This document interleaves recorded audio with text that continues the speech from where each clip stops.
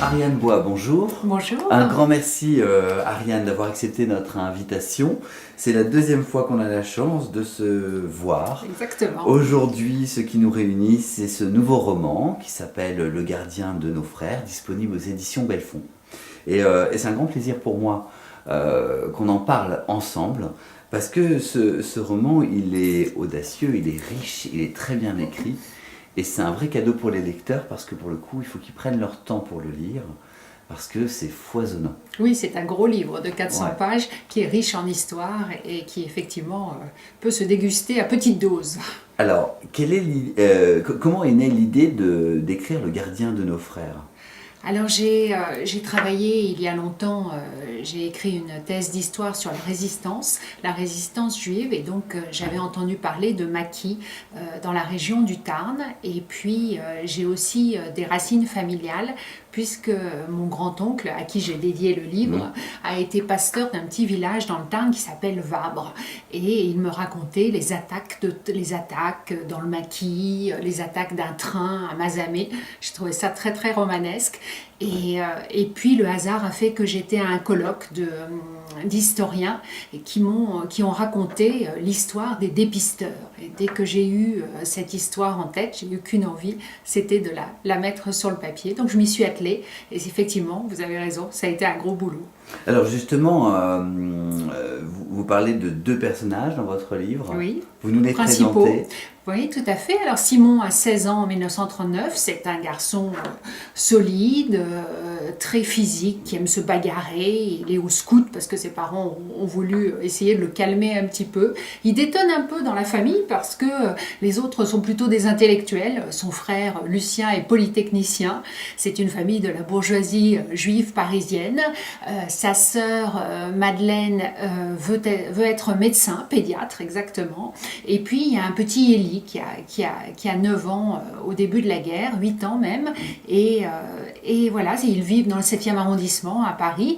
Donc Simon, c'est un garçon bagarreur, il fait de la boxe, et il va découvrir, il va comprendre très vite que la guerre va être un danger pour tout le monde, mais spécialement pour les familles juives. Et il va s'opposer d'ailleurs à son père, qui est avocat, et qui pense qu'il faut rester dans la légalité, qu'il faut se déclarer au commissariat de police, et que finalement rien ne pourra leur arriver, parce que ce sont des Français depuis des générations, et qu'ils sont comme les autres, et non pas différents. Voilà, donc ça c'est Simon, et Simon va vivre une guerre où il va être très courageux. C'est un garçon courageux qui rentre dans la résistance, il sera blessé au maquis, et il va lui arriver beaucoup d'aventures dans l'immédiat après-guerre.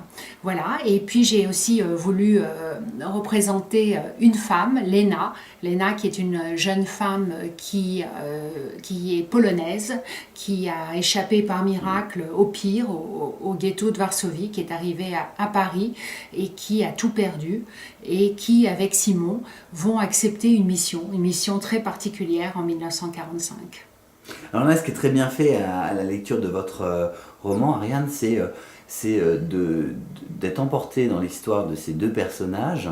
Et c'est la rencontre de la grande histoire dans la petite histoire de ces gens ordinaires, mais qui finalement ont des destins extraordinaires. Alors ce sont deux enfants qui ont été, pour qui la guerre a été terrible de part et d'autre, et qui vont se rencontrer et qui vont aussi se reconstruire en acceptant cette mission. Alors la mission des dépisteurs, c'est d'aller chercher des enfants juifs qui ont été cachés par leurs parents directement dans les couvents, dans les orphelinats, chez les paysans, chez les inconnus, ou tout simplement abandonnés parce qu'il y a eu une rafle, il y a eu une arrestation, et l'enfant a pu s'en échapper par miracle. Et on sait malheureusement très vite que les parents ne rentreront pas des camps, et donc ces enfants, il faut les retrouver. Alors on les retrouve parce que peut-être qu'ils ont encore un peu de famille quelque part, peut-être qu'ils ont d'abord besoin de savoir ce qui est arrivé à leurs parents, la vérité, c'est important, et puis peut-être que ça se passe pas très bien dans les familles. Donc les dépisteurs sont une bande de jeunes, des garçons et des filles qui décident d'accepter cette mission. Alors ils travaillent à l'aide de listes qui ont été enterrées. Enfin c'est très romanesque.